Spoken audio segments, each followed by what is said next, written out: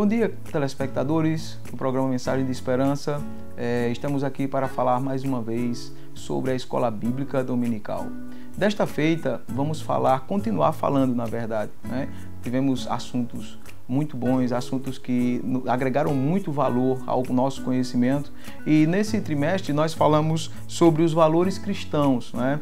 E os valores cristãos com muita influência na sociedade de hoje. E falou-se muito sobre enfrentamento, falou-se muito sobre as questões morais.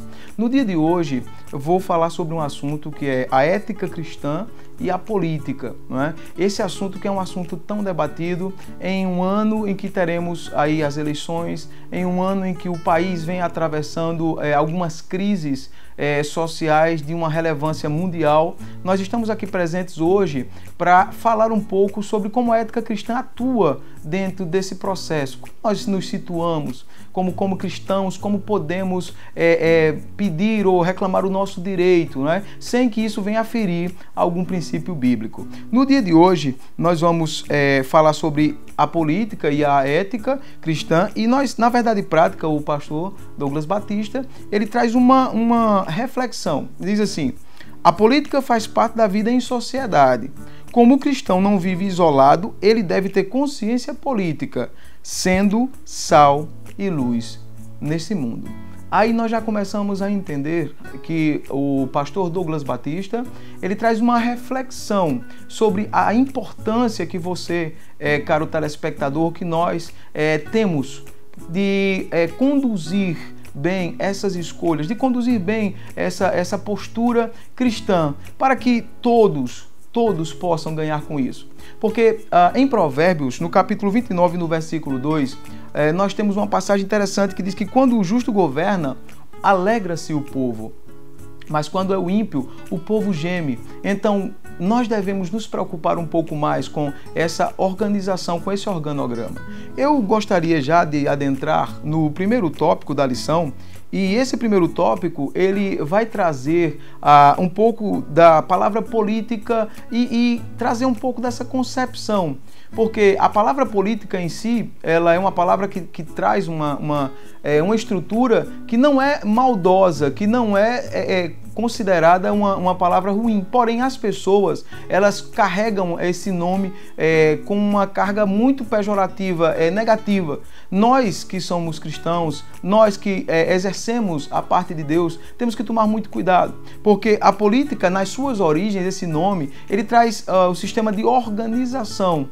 Então, nós temos que entender que tudo que é organizado, certamente é da parte de Deus, porque Deus, ele gosta de tudo com ordem e decência. Então, nesse primeiro tópico, o autor vai fazer um contraponto e mostrar que desde os tempos mais antigos e desde a antiguidade, que nós temos pessoas que Deus levantava para exercer sobre a sociedade, sobre as pessoas, poder que viesse a glorificar o nome dele. Então, o autor, ele traz a postura, ele diz que dentro dessa perspectiva, para mudar esse quadro que nós temos hoje, é necessário que haja uma consciência de quem você está, em quem você vai depositar a sua confiança, uma consciência de como você está organizando essas coisas. Então, para nós aqui, essa perspectiva ela é boa, né? A política é a boa organização, é os recursos bem geridos para que ninguém venha a se prejudicar, mas para que todos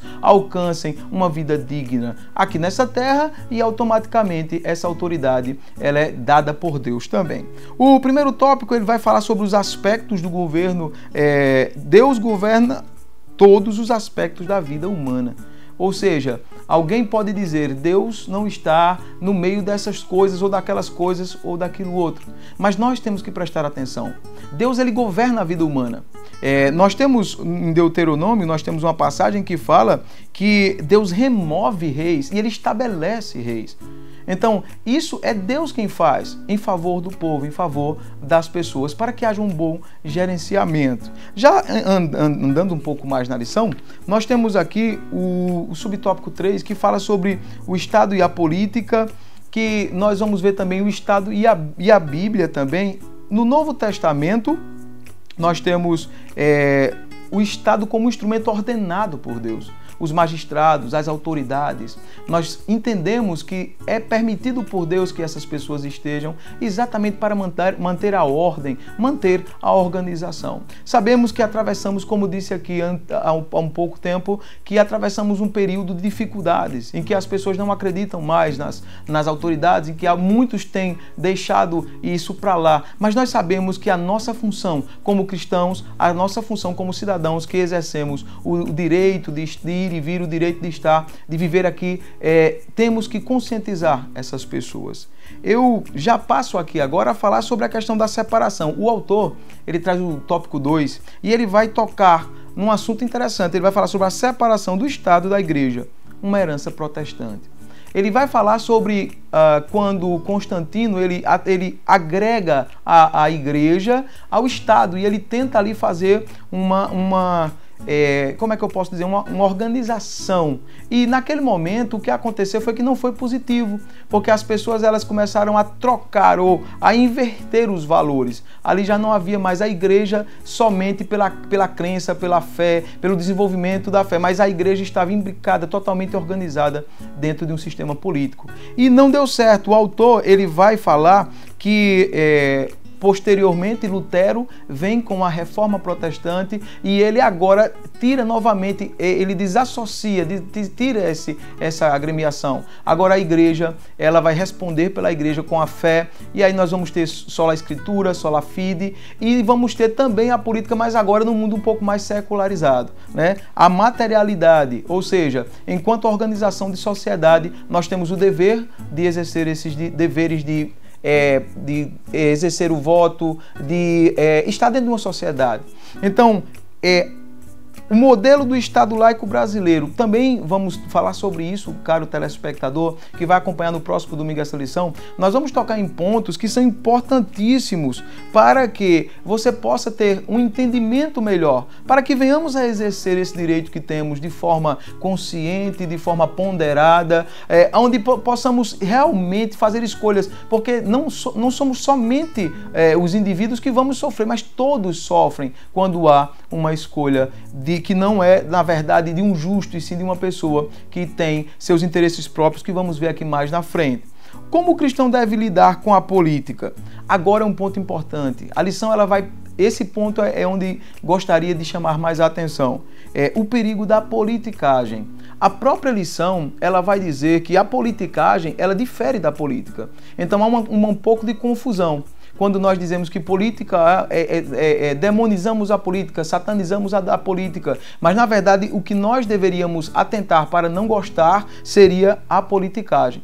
E o que é a politicagem? A politicagem é quando uma pessoa procura estar inserido dentro de um contexto político somente para fins próprios, para o seu próprio reconhecimento, enfim, isso é politicagem. Disso Deus não se agrada. E pessoas que ainda no terceiro tópico vão usar púlpitos de igreja, vão usar locais onde era para se adorar a Deus, para buscar a Deus, para fazer esta politicagem, para buscar fins próprios, não para um bem comum, não para que a sociedade veja o quanto Deus é glorificado através de suas atitudes, mas simplesmente para enriquecerem ou terem influência. E um último ponto que eu gostaria, e esse é um ponto também muito importante, ajustando o foco da igreja.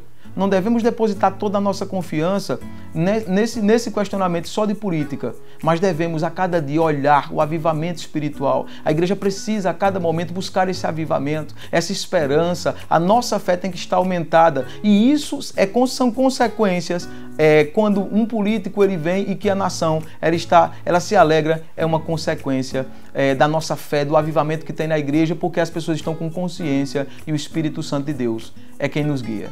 Desde então, amados e queridos, desejo a todos uma boa aula nesse próximo domingo, uma lição muito boa e que vai trazer um conhecimento para que nós venhamos a não confundir conceitos e exercer com muita consciência o que devemos fazer agora, já neste ano, para que todos se alegrem e não só apenas alguns. Que Deus em Cristo vos abençoe e aqui eu me despeço.